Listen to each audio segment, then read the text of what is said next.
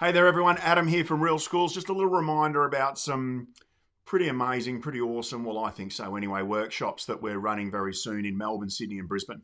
The first one is restorative classrooms, strong classrooms.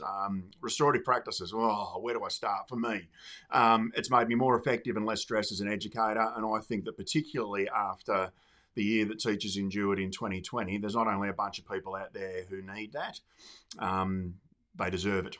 And so, if you have teachers in your school that deserve the opportunity to stop for a day and just consider the way that they're practicing, the language they're using, the pedagogy they're deploying in the classroom, and the ways that they're approaching student challenges, including conflict, then we're up for that. I think that it's going to be a day that people are really going to enjoy. On the second day, everywhere that we're working, I'm going to run two half-day sessions that are really geared towards school leaders. The first one is around school culture and how you lead that culture in your school. I think that far too often the notion of school culture is left too much to personality. That's my thing. And what I think is that we can actually get strategic about culture. We can get ourselves to a point where we have a plan for it, where we know exactly what the behaviours are and what the steps are that we're taking to build a culture where your people and your programs can thrive. But you've got to invest some time in that. And so we're going to put 3 hours aside for that. And we're also going to put 3 hours aside, if this appeals to you, around leading whole school student behaviour improvement. I know that everywhere around Australia you're being asked to implement programs around that.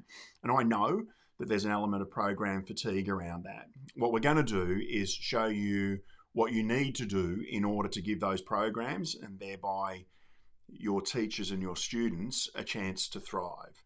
There are conditions that we need to put in place such that this doesn't just become one more program that you implement and then move on to the next one without student conduct changing.